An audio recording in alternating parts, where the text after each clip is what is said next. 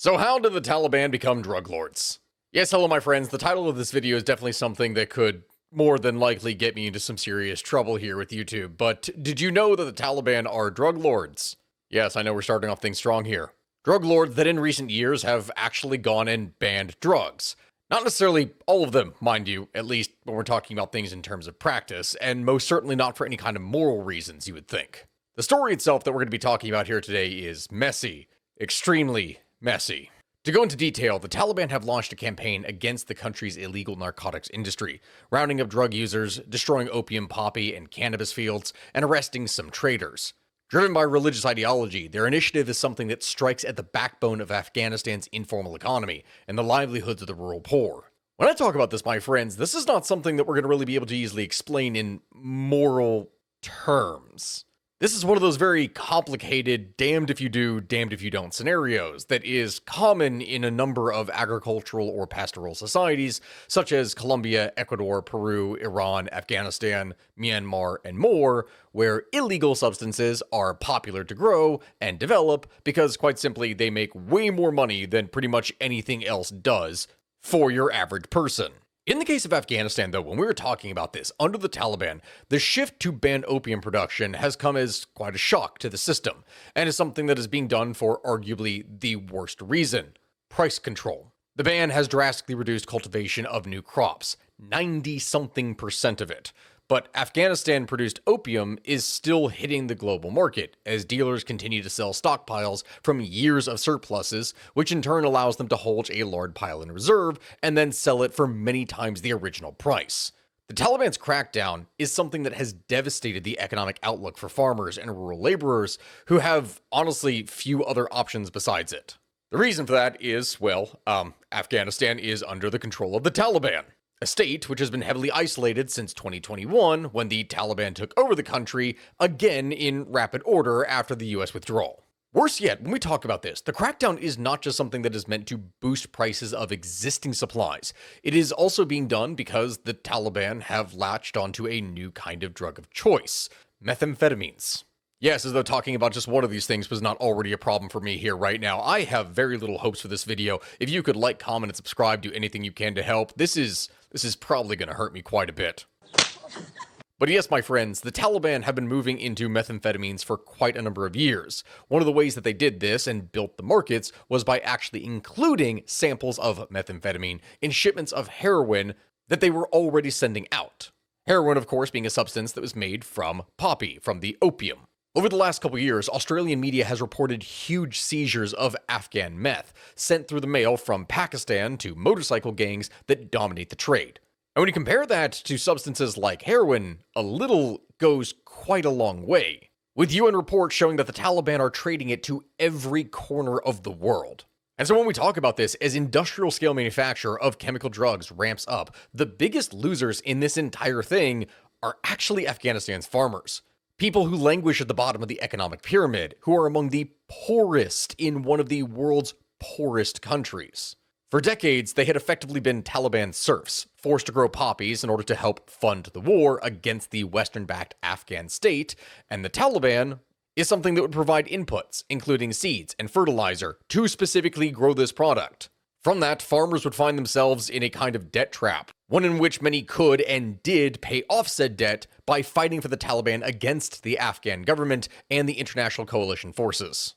Now, of course, when I explain this here right now, I am getting pretty far ahead of myself here. The question becomes, how exactly did we get to this point? And what is going to happen next? Well, my friends, in order to understand the issue, we're going to have to go a bit back in time and talk a little bit about the opium trade and the Taliban's involvement in it. And buckle up, my friends, because this is going to be a wild ride.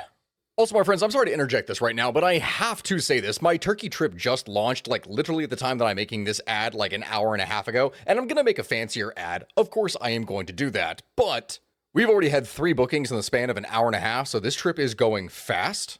With everything that I talk about on this channel, if you want to actually have a chance to go and live some of the sites, if you want to go to some of the ancient sites of Turkey with me, flying a hot air balloon over Cappadocia, seeing the Hagia Sophia and the Blue Mosque, and going to so many ancient temples and sites, then my friends, you have to join us. The trip is literally a year away at this point, and when you go and book the trip, you only have to pay 25% down, and the first 8 people that sign up get a $200 discount. Past that point, you can do a payment plan, so, you have a year to be able to take care of things. But this is going to be a 9-day trip with 2 plane flights inside the country that are already included in it, so there is so much that we are going to be doing here. Anyway, enjoy the show. I'm going to be making a much fancier ad here later, but by God, time is running out. Now, to begin, from the very get-go, I am not going to be explaining the entirety of the opium trade. To do so would be ridiculous and take many, many, many, many hours that we simply do not have. So, on that note, allow me to summarize it fairly quickly, or at least, I hope quickly, by my standards. You all never know when watching things on this channel.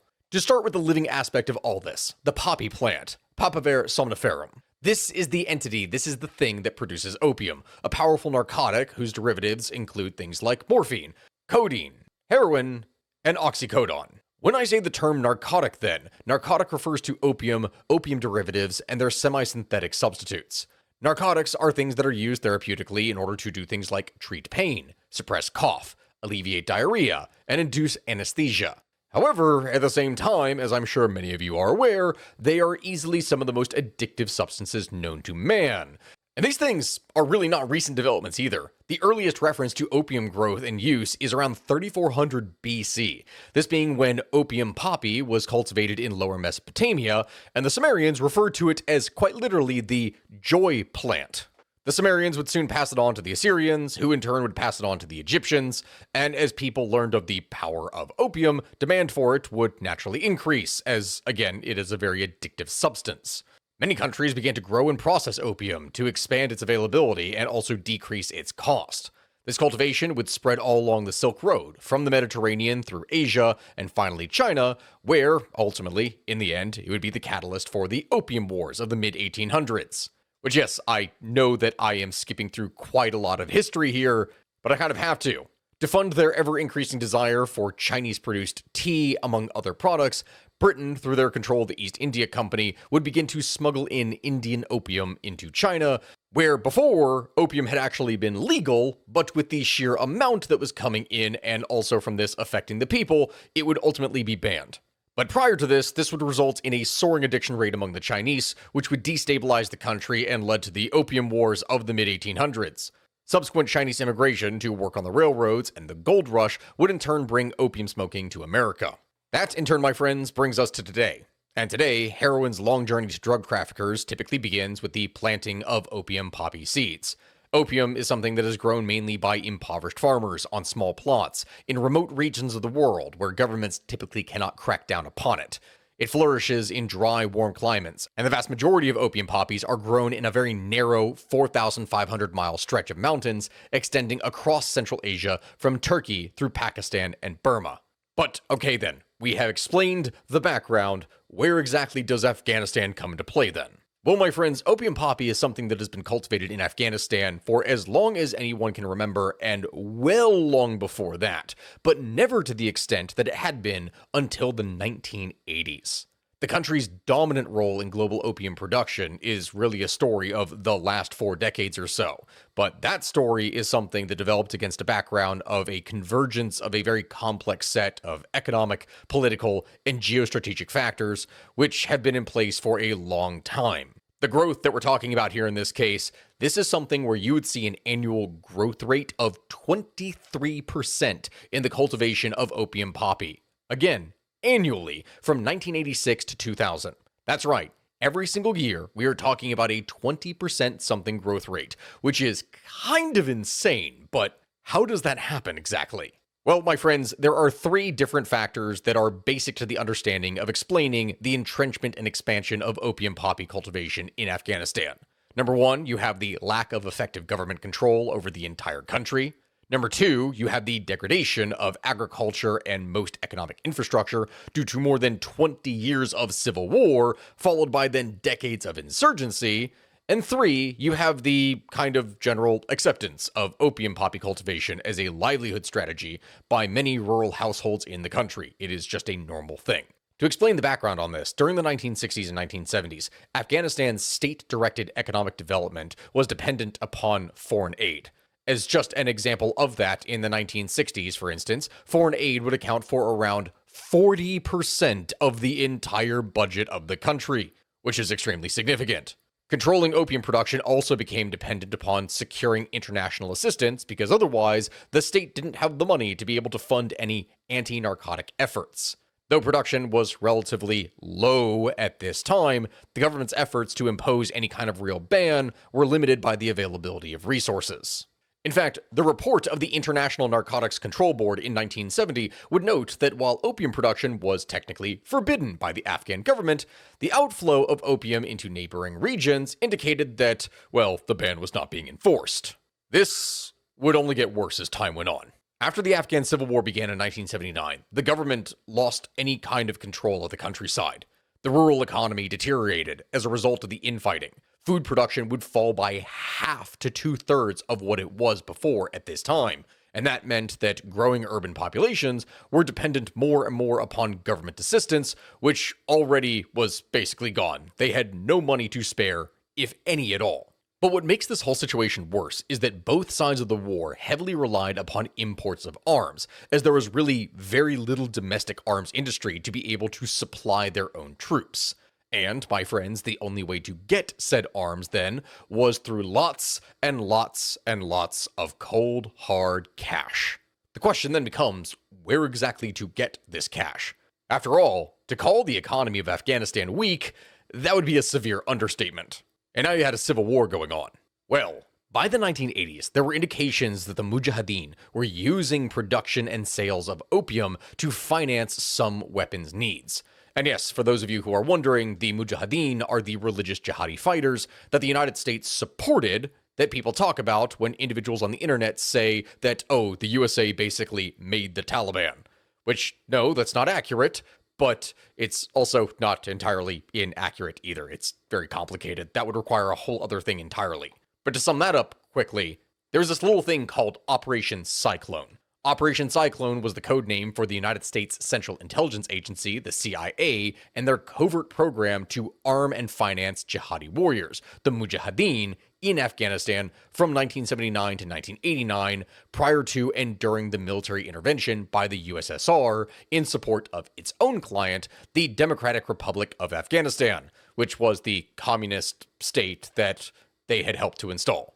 The program leaned heavily towards supporting militant Islamic groups that were favored by the regime of Muhammad Zia-ul-Haq in neighboring Pakistan, rather than the less ideological-focused Afghan resistance groups that had been already fighting the Marxist-oriented Democratic Republic of Afghanistan regime since even before the Soviets intervened in the war. If you are wondering as to how big this program is in the first place, Operation Cyclone was easily one of the longest and most expensive covert CIA operations ever undertaken. Funding began with $20 to $30 million per year back in 1980 and would rise to $630 million per year in 1987. That is a lot of funding, and one of the groups that would arise out of the Mujahideen would become the Taliban. They were one of many groups that existed there at that time that were fighting the government, but also eventually then fighting each other. As for how all of this relates to the subject of the video, well, that is because pretty much all of these varying different groups were involved in the drug trade. And if the Mujahideen's involvement in the poppy trade was cause for concern, more worrisome still was the Pakistani military's links to heroin trafficking. It was estimated that 70% of the world's supply of high-grade heroin was being produced in or smuggled through Pakistan by 1984, this being according to European police estimates. There was widespread evidence that a covert pipeline existed and was run by the ISI, which is Pakistan's intelligence service. This is something that would bring in weapons and material by truck and donkey to the Afghan guerrillas, which would then funnel out vast amounts of heroin. So not a good situation. In fact, if we're going to bring up specifics about this to show how bad this was, in 1986, there were 2 military officers that were arrested separately, each one of them carrying 220 kilograms of heroin. And in both cases, military squads would go and quickly take the men from police custody so that they could be punished, but then they would very quickly escape before any kind of substantial investigation was underway. Gee, I wonder why. A heavily redacted 1987 CIA analysis titled, quote, "Narcotics Trafficking and the Military" would conclude that, quote, "corruption is widespread, and because of the generally low levels of military salaries, it is likely to grow in the near term. Yes, that is indeed the case. Obviously, none of this is a good situation, and what makes it even worse is that officials that were at the US Embassy in Islamabad, who were working to support the Afghan resistance, would ignore and even outright suppress indications that resistance groups and Pakistani military allies were smuggling drugs. The Washington Post would report in 1990 that US diplomats, quote, received but declined to investigate first-hand accounts that Afghan guerrillas and ISI agents protect and participate in heroin trafficking. Not nearly as many people talk about this, but at this point in time, it is essentially common knowledge. Former officials posted to the US mission in Pakistan do publicly acknowledge now that they routinely received reports that Mujahideen would profit from opium, but admitted that they never actually followed up on the reports, lest the narcotics investigations distract from the central mission. As Edmund McWilliams, who was another U.S. Special Envoy to the Resistance and served from 1988 to 1989, would state, you have to put yourself in the mindset of the period. There was one single objective, defeating the Soviets. Raising issues like Hekmatyar and the ISI's involvement in the drug trade was on no one's agenda. So yes, I'm saying this as a little bit of a side note here right now for all the people who come into my comment section on varying different videos and accuse me of pushing American propaganda and anything else like that. No, that is not what it is that I do. I tell these stories as it is as they are, and that does not mean that America is always the good guy, because there are skeletons in everyone's closet. Anyway, as time went on, an increasingly structured and formalized economic system grew from the drugs and arms trade. Opium was really one of the only commodities which could generate enough income for large-scale arms purchases, so it became necessary for many people. This cash cow would only increase after other sources for illicit opium began to disappear at around roughly the same time.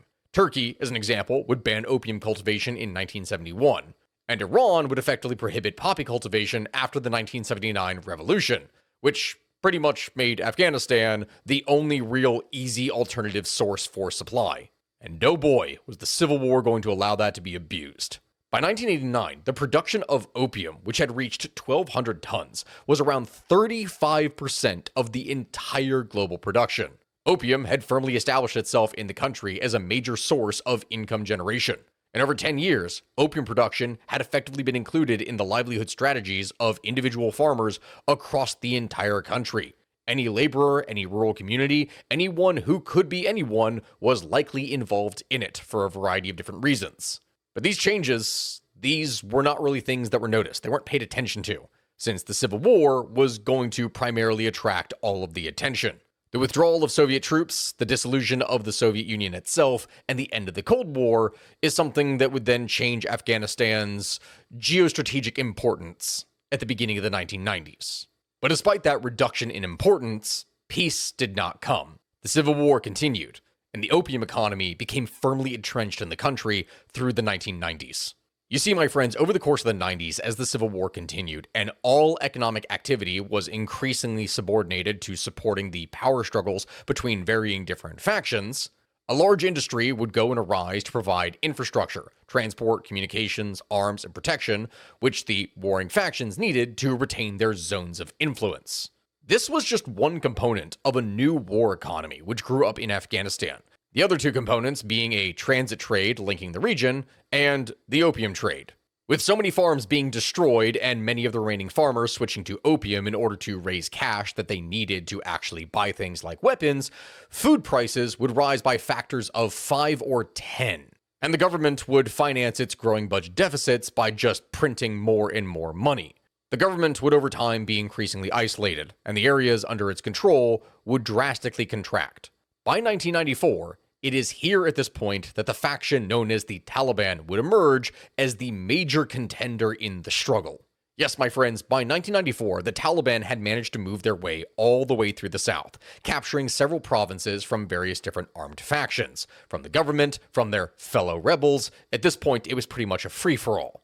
By September of 1996, the Taliban had captured Kabul, managed to kill the country's president, and established then the Islamic Emirate of Afghanistan.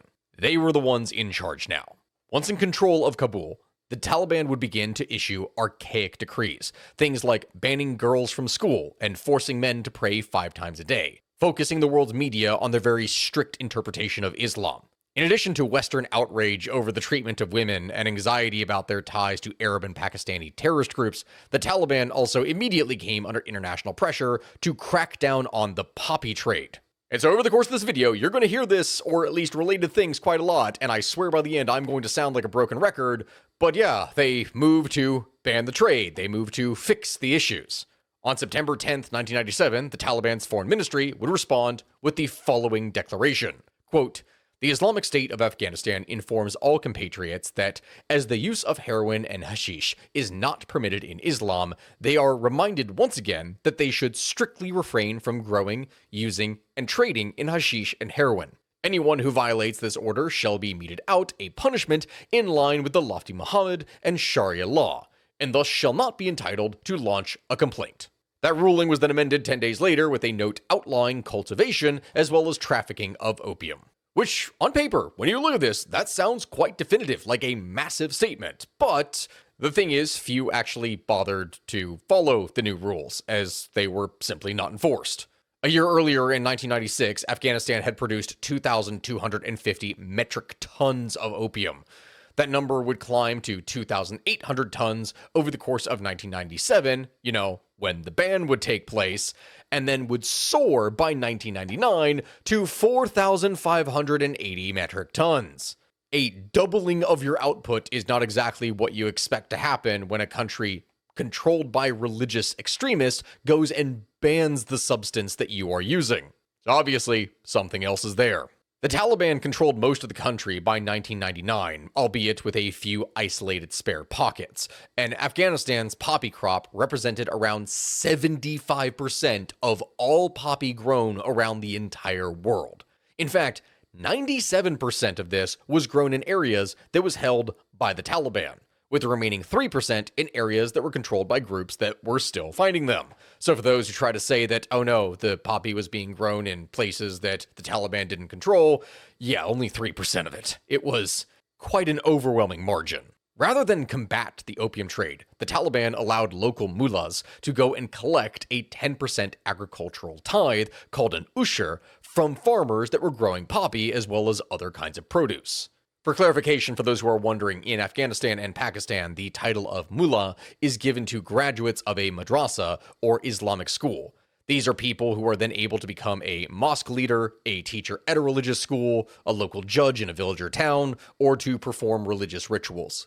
Anyway, the ushur tithe was generally collected in kind at the local level, meaning that if you had a farmer that grew opium, then the local mullah was going to get 10% of that crop.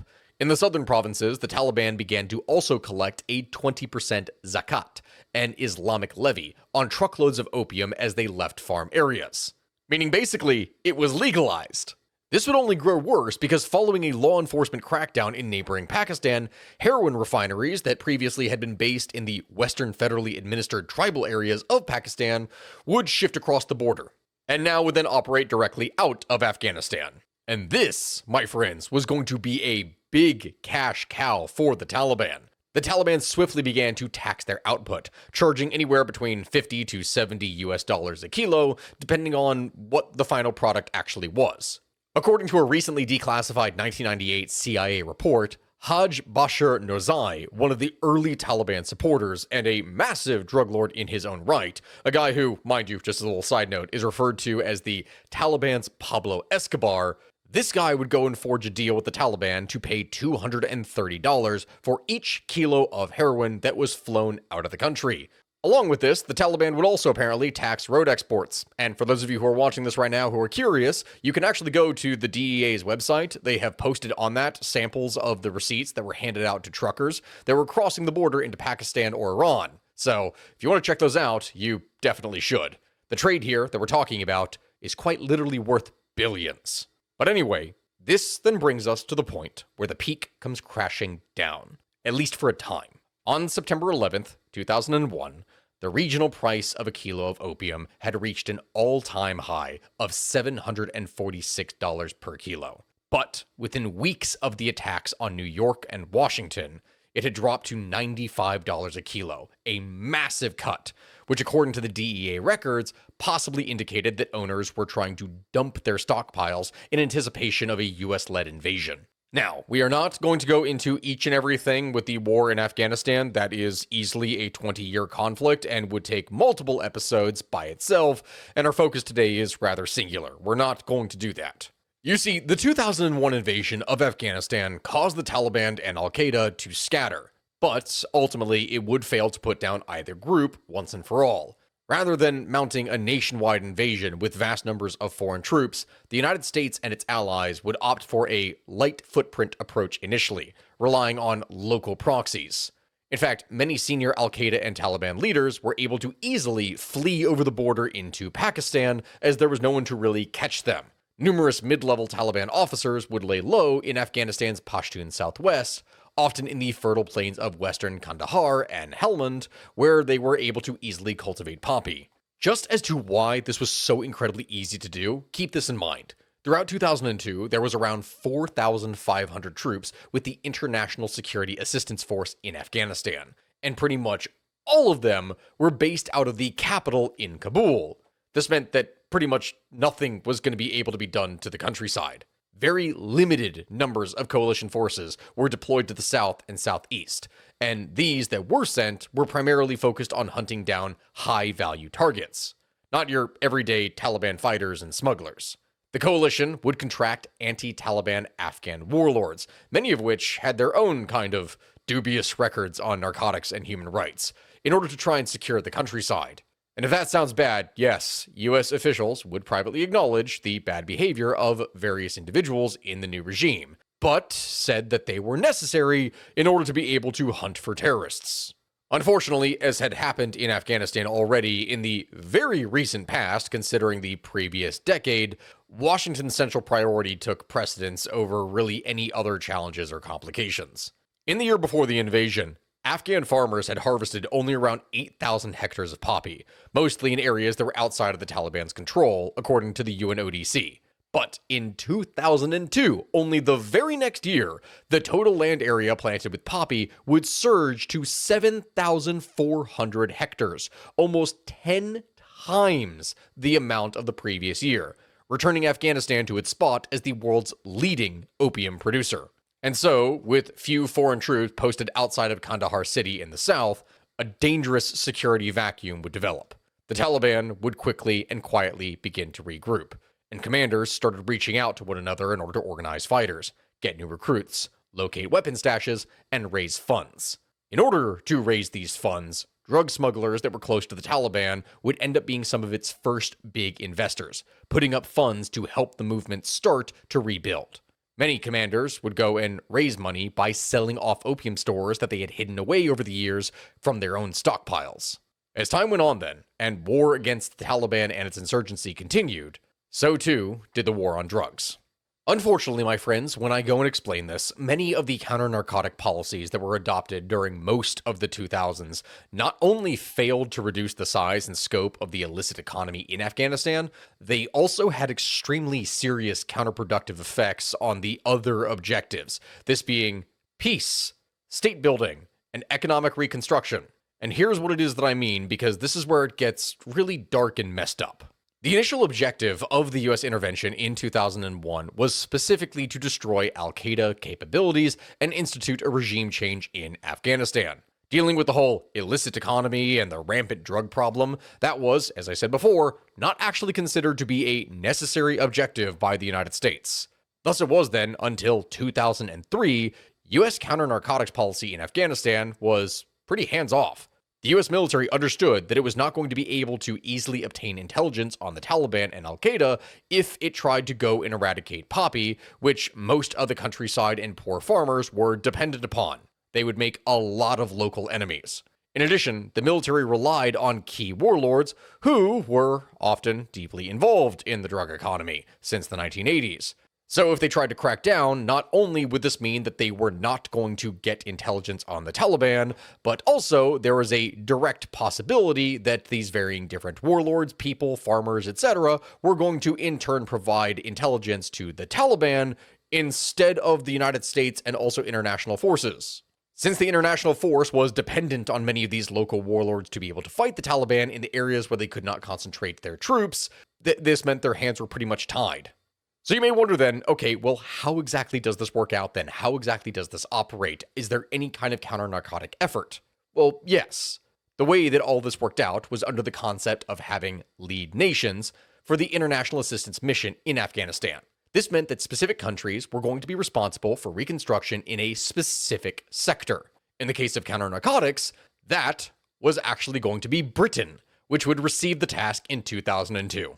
Side note here, but we have to pause here for just a moment, please acknowledge just how hilariously ironic it is that Britain, of all things, was in charge of counter-narcotic operations in Afghanistan. I mean, at the beginning of this video, we only briefly mentioned the opium wars, but considering that we did talk about that, this is morbidly funny. The result of it all, not so much. Anyway, by this point in its history, Britain was most certainly more sensitive to the political problems of eliminating the rural population's livelihood. So Britain at first deployed a compensated eradication program. During the 2002 to 2003 poppy growing season, Britain promised to pay $350 to the farmers for each jarab, this being a unit of area of poppy, that they themselves eradicated, with almost $72 million committed for the program. Which sounds great on paper, but from the beginning, this policy was plagued by numerous problems, including corruption, in which local Afghan officials would embezzle away massive amounts of the money, and thus the policy was aborted in less than a year. Many of the farmers who destroyed their own crops at this time would not see a single dime. And unfortunately, that was going to be a very common trend for anything in Afghanistan for the next 20 years. So then, by 2004, increased interdiction was undertaken instead. Its goal was to target large traffickers and processing laboratories. But immediately, however, the effort was manipulated by local Afghan strongmen who would use it to eliminate drug competition and ethnic, tribal, and other political rivals. Instead of targeting top echelons of the drug economy, many of whom had considerable political and economic clout, interdiction operations would usually end up being conducted against small and vulnerable traders who could neither sufficiently bribe nor adequately intimidate the interdiction teams and their supervisors within the Afghan government. There was a copious amount of corruption that would occur here. This would result in a very significant vertical integration of the drug industry in Afghanistan, as all of these small traders were crushed and the big traders were able to consolidate their control over the entire economy. Not good. Keeping with that same line of thought, the other undesirable effect of how interdiction was carried out was that it allowed the Taliban to integrate itself back into the Afghan drug trade. Having regrouped already in Pakistan, the Taliban was once again needed in order to provide protection to traffickers that were being targeted by interdiction, thus intertwining them. As a result, production did not slow down during this time period. Alarmed then by the spread of opium poppy cultivation, some public officials in the United States in 2004 and 2005 would start calling for a strong poppy eradication campaign. This being things that would include aerial spraying of herbicides, almost like back during the Vietnam War. Thus it was, between 2004 and 2009, manual eradication was carried out by central Afghan units, as well as by regional governors and their forces. Immediately, the scheme would generate violent strikes and social protest against it, as this was farmers' livelihoods. Another wave of eradication would take place in 2005, when reduction in poppy cultivation would be achieved. Most of that reduction was due to cultivation suppression in Nangarhar province, where, through promises of alternative development and threats of imprisonment, production managed to be slashed by 90-something%. Which, again, on paper, that sounds great. But remember how there was that whole thing we talked about in the beginning with people receiving monetary compensation for destroying their fields? Well, the alternative livelihoods that were promised, the additional jobs and everything else, that never actually materialized for the majority of the population. The cash for work programs would reach only a small percentage of the population, with these being mostly those that were living close to or in the cities themselves. For the people of the country, the ones who were actually primarily affected by this, they basically got nothing. And the overall pauperization of the population would be absolutely devastating. Unable to repay their debts, many farmers would end up being forced to sell their daughters off as brides or flee to Pakistan. In Pakistan, the refugees would frequently end up in radical Islamic mosques, which would in turn call for holy wars of retribution against the West, and thus become an easy breeding ground for refilling the ranks of the Taliban. For every one fighter that would be taken down, 2 more would spring up in their place. Apart from incorporating the displaced farmers into their ranks, the Taliban also began to protect the opium fields of the farmers, in addition to protecting the drug traffic itself. In fact, the antagonized poppy farmers came to constitute a strong and key base of support for the Taliban. These would be people that would deny intelligence to international forces and instead would actually provide said intelligence to the Taliban. This was already really bad, but just like interdiction, eradication would also be plagued by massive corruption problems, with powerful elites able to bribe or coerce their way out of actually having their opium poppy fields destroyed, or to direct eradication, in fact, against their political opponents to further weaken them. This, my friends, meant that the poorest farmers were the most vulnerable, and they would ultimately be the ones who would bear the brunt of eradication. And that, my friends, is how things would continue really until around 2009, where, in a very unlikely break with historical policy that had largely proved ineffective over the years, the US administration of President Barack Obama would decide in 2009 to scale back poppy eradication in Afghanistan. But it really did struggle to implement its new strategy effectively, and by then much of the damage had already been done. The interdiction policy neither bankrupted or weakened the Taliban, nor did it structurally change the drivers of the poppy economy. Instead, all it really did was strengthen organized crime. Not to mention, nothing could be done about the terrible corruption in the region that hindered any real kind of progress. It truly was a situation at this point of, again, damned if you do, damned if you don't. So what to do then? Well, instead of targeting the farmers, between 2016 and 2020, the United States under President Trump would dedicate significant assets to aerial bombing of presumed Taliban drug depots instead of the fields of poppy themselves, under the poor farmers. This seemed to be a decent move, but ultimately does not appear to have actually stopped anything. Moving on from that then, after the disastrous US withdrawal in 2021 under President Biden, the Taliban would rapidly take over Afghanistan once again, significantly faster than anyone ever expected. The issues for that are many and could easily be a whole video in and of themselves, but incompetence and corruption within the Afghan government and military that we've discussed over the course of this video are most certainly key factors. So it is then, my friends, that the drug lords were now, once again, back in power. The question really became, what were they going to do? Well, that is where things get very interesting. Following the US withdrawal from Afghanistan, more than 120,000 Afghans were airlifted and relocated around the world, with around 76,000 arriving in the United States as of August of 2022. Those remaining in the country under the Taliban would see their limited rights that they had gained in the previous 2 decades absolutely crushed. Girls would once again be barred from secondary education. Women would be required to have a male relative companion when traveling significant distances and to cover their faces in public. Music was banned, and flogging, amputations, and mass executions were once again reintroduced. Per one report by the New York Times, the Taliban would go and kill or forcibly disappear around 500 former government officials and members of the Afghan security forces in just its first 6 months in power. As you can imagine, the international community was less than pleased by these events. Ties were cut, bank accounts were frozen, and the state was isolated. This would have even more negative effects upon the population. Now, before I say this, I need you, the viewer, to understand the context of why I am saying these things in the first place. The drug trade control of the Taliban today is directly tied to the issues that we are talking about here, and so that is why I am explaining it. Afghans have suffered from cascading and compounding humanitarian crises for decades that only got worse after the takeover, to the point that, per the United Nations, they face the largest humanitarian crisis in the entire world. By March of 2022, 95% of Afghan households did not have enough to eat, and more than 3.5 million children were in need of nutrition treatment support. By August of 2022, 6 million people were, quote, on the brink of famine. Searing heat waves and flash flooding would destroy crops and arable land.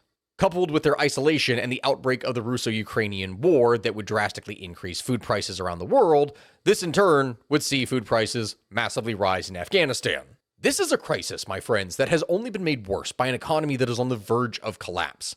Sanctions and the termination of significant development aid would cripple the Afghan economy. The revocation of the country's central bank credentials would halt all basic banking transactions and dramatically restrict critical cash flow that was relied upon by Afghan families for daily market activities. Furthermore, skyrocketing inflation would see an over 50% increase in the price of goods from July of 2021 to June of 2022. And obtaining external assistance to deal with any of these issues is complicated by the West's unwillingness to work with the Taliban government over concerns that doing so would bolster the regime's legitimacy, considering everything that it has already been doing to its local population.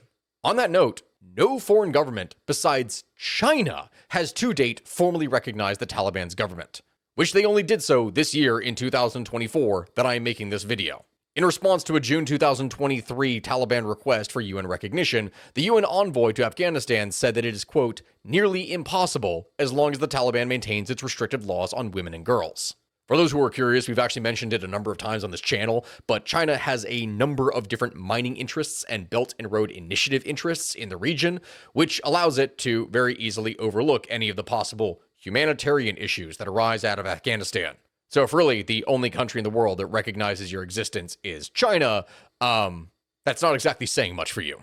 This, though, my friends, brings us right back to the Taliban being drug lords and their goal of being recognized as the legitimate leaders of Afghanistan, which to do so, they went and banned drugs. Again.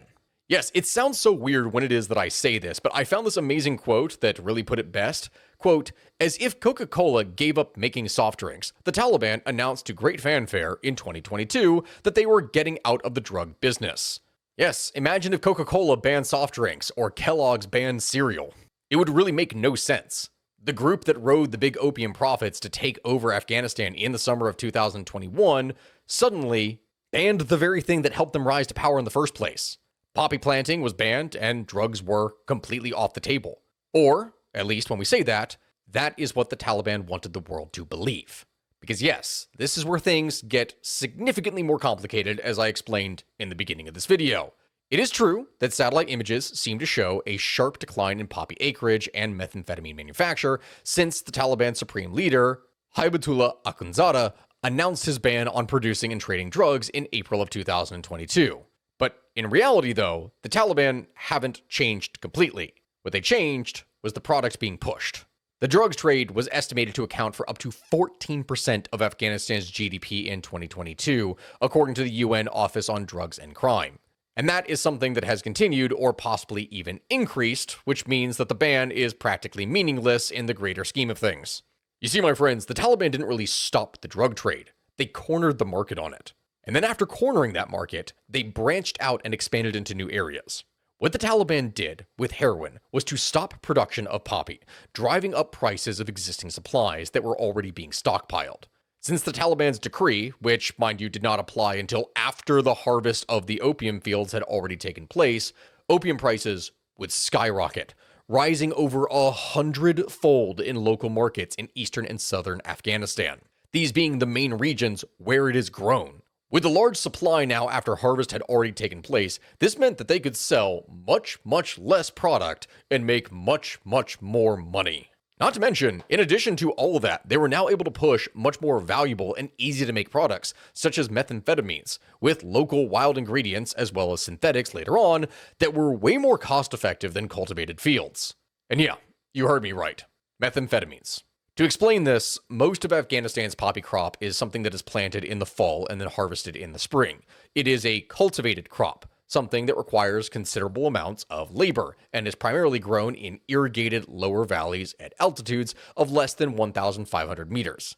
In contrast, though, the ephedra plant, from which Afghan methamphetamine is made, that is something that grows wild in the mountains at altitudes of more than 1,000 meters. Its harvest begins in the summer and runs all the way until the onset of winter and snowfall. Considering that 192,000 square kilometers of Afghanistan is at an altitude of 2,500 meters and above, there really is no shortage of land where high-quality ephedra is able to grow. In fact, there is a further 268,000 square kilometers of land between 1,000 and 2,499 meters where the lower quality version of ephedra crop can be found, but the high quality stuff is what you really want. By the year 2023, seizures of heroin and meth were way up from Australia to India, the Gulf, Central Asia, and European ports like Rotterdam in the Netherlands and Antwerp in Belgium. Experts say that the 1-year lag between the decree's announcement and enforcement meant that producers and traffickers had the time to boost output and stockpiles while stoking fears of a looming shortage that was able to then drive up prices to insane levels. To explain this further, until the rise of poppy in Myanmar during its civil war, as we previously discussed in one of my other videos, Afghanistan effectively has had a stranglehold on the $55 billion a year heroin trade. As an example of just how intertwined this is, you have drug lord Bashir Nozai, who was a major war financier and a close associate of the supreme leader. He was greeted as a hero when he returned to Afghanistan upon early release from a life sentence in U.S. prison for heroin smuggling, swapped for an American hostage. Afghan sources say that as soon as he got back, he jumped right back into business again. But how active then is that business? Well, my friends, this is where we run into a little bit of a problem, because as much as Afghanistan needs the drug trade to keep its economy going, the government is technically cracking down and trying to go legit, or at least it appears to be. It did not take long for the Taliban to move against methamphetamine and its industry. In December of 2021, the Ministry of Agriculture, Irrigation, and Livestock would proclaim a ban on the harvest of the ephedra crop across the central provinces of Ghor, Farah, Nimroz, and Bamiyan. However, announced just after the end of the 2021 harvesting season, and closely followed by a dramatic rise in the price of ephedra, ephedrine, and methamphetamine, this action was viewed by many as a cynical move. Something that, with the economy in ruins and high levels of unemployment, the ephedra harvest would provide an economic lifeline to those in the mountains who'd returned home following the collapse of the government and state. It was one of the only sources of money that many Afghanis were going to be able to get. So there would be a grace period, and from there, many entities would stockpile as much product as they could possibly get. But unfortunately for the lab owners and the cooks, the grace period would come to an end on the 17th of September 2022. This being when the Taliban would mount a raid on Abdul Wadud Bazaar, shutting it down entirely. This would be one of many bazaars in which the trade was basically an open secret, and the move would follow earlier warnings to local elders that the industry was no longer going to be tolerated, and calling for all labs in the area to be closed. For all the cynicism and attempts to drive up prices, by the end of September of 2022, imagery analysis of satellite images shows 0 labs in a 320 square kilometer area around the place that I mentioned, Abdul Wadud Bazaar, when as many as 187 had been detected in the region back in June of 2020. Analysis of imagery from November of 2023 showed the reestablishment of only around 3 labs in this area, so that meant that things were significantly more concentrated. These actions against Abdul Wadud Bazaar and others would then lead to a rapid rise in the price for ephedra, and thereby the price of ephedrine and methamphetamine. By November of 2022, methamphetamine prices were over $600 per kilogram, 3 times what they had been when the Taliban first took over, and a level that hasn't really dropped since. Reports indicate that over the course of 2022 and 2023, the Taliban would go and destroy as many as 292 ephedrine labs in 82 different districts and 23 provinces, highlighting the industry's expanded footprint and the reach of the campaign. Fast forward another year, and in October of 2023, even further pressure was applied against the industry following the announcement of a new drugs law agreed by Mullah Habibullah, which lay out strict penalties for those caught harvesting and trading ephedra, or who were involved in the production of ephedrine and methamphetamine. When I explain this here, my friends, and I understand the confusion that a lot of you may have, the effort that we're talking about here to restrict the Afghan methamphetamine industry is basically an example of a giant game of whack-a-mole, whereby every single attempt to solve the problem is only temporarily effective and then leads to the problem just popping up elsewhere. During the Afghan Republic, the methamphetamine industry was concentrated in the Bakwa region in the southwest, and those involved had very little to fear from any kind of authority interference. The trade of substantial volumes of the primary input, ephedra, that plant, would take place out in the open for everyone to see, as did the processing of ephedrine and methamphetamine. While initial, rather limited attempts to damage the industry by Afghan forces and their allies led to some dispersal of ephedrine production, the industry's main productive capacity remained focused firmly in the southwest and wouldn't really change. But that would change drastically after the Taliban took over, and the initial ban on the harvest of ephedra and subsequently a relatively robust effort to close down the labs would result in a massive campaign and would prompt further relocation to Central Highlands closer to the actual source of the ephedra crop. 2 years on, as more and more crackdowns occurred, the industry had dispersed over a much wider and remote area, making it even harder to police. Really, when I talk about this, there is very little doubt that the industry has been severely disrupted following the Taliban takeover, at least in the case of ephedra, with those involved operating discreetly in the hopes of avoiding detection and the possible penalties that could entail. But, that all being said, my friends, it has not actually stopped the trade. No, what it has only done is forced the farmers into further poverty and the labs to make the switch from ephedra to much cheaper synthetic ingredients in labs that could be hidden anywhere rather than sprawling complexes. To explain how concentrated this is, 1 kilogram of pure methamphetamine could be produced from less than 2 kilos of industrial ephedrine, this being in comparison to 200 kilos of the ephedra plant that have to be harvested and prepared by human beings, which, people like to get paid, and that means that the entire process is significantly more expensive. It is way cheaper and more profitable for those affiliated with the Taliban to just drive out the harvesters of this plant and instead keep prices even higher by using synthetic product in order to make the desired product. Thus, the crackdown itself is not necessarily upon drug production overall, it is upon a specific type of production that the Taliban would not have control over. Unfortunately, what this means is that as industrial scale manufacture of chemical drugs ramps up, the biggest losers overall are Afghanistan's farmers. People who, as I said from the very beginning, are at the bottom of the economic structure. These are among the poorest people in one of the world's poorest countries. News footage of baton and gun-armed Taliban squads moving into the countryside and destroying poppy fields and taking down ephedra harvesters. This is pretty much just a repeat of the failed counter-narcotics programs that had been seen in the previous 2 decades and earlier, which, at least when being done by the international community, offered farmers alternatives, like growing wheat or saffron or being paid to destroy their crop. Of course, as I already said, that whole thing was limited by severe amounts of corruption, but, at least the thought was there. The Taliban has no such money for any kind of program. They are composed of entirely the stick and none of the carrot. But, that being said, again, in such a broken state with rampant inflation, wheat and other crops are simply not a viable option for many farmers.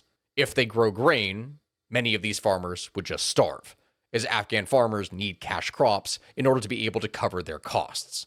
A long-term drought has mostly cut off the ability of many Afghani farmers to grow food in the first place.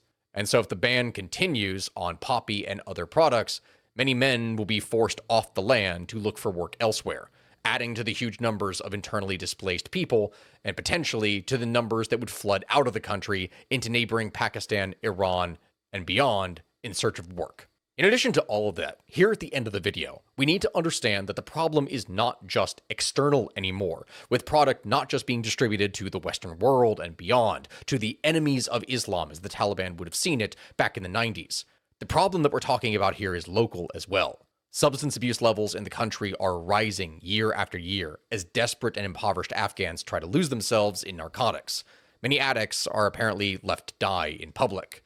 And on these occasions, when the Taliban does try to do something, its approach has oftentimes been brutal, rounding up drug users, shaving them, beating them, dousing them in water, and sending them off to varying camps for rehabilitation. It is now estimated that in some of the provinces, more than 10% of the entire population are addicts, and we are talking about a number at that point that would be millions of people. So, is this a positive or even certain end to the video? No. Oh god, no, it's absolutely not. But unfortunately, at this point in time, that's really all it is that I can say right now, as we will not know more for likely many more years to come. My friends, this has been Stakui with another History of Everything podcast YouTube episode. I appreciate all of you for watching. Please make sure to like, comment, and subscribe to let me know in the comment section below what kind of videos you would like to see next. I have gone on a little bit of a bender about this separate kind of thing here when it comes to the drug trade, among other stuff, and I know that YouTube is probably very, very, very angry with me. So we will definitely need to jump into something else, and I want to hear your all suggestions of what you want to know the background and history on, and I will do my best to go and explain these things. Goodbye, my friends. I'll see you next time.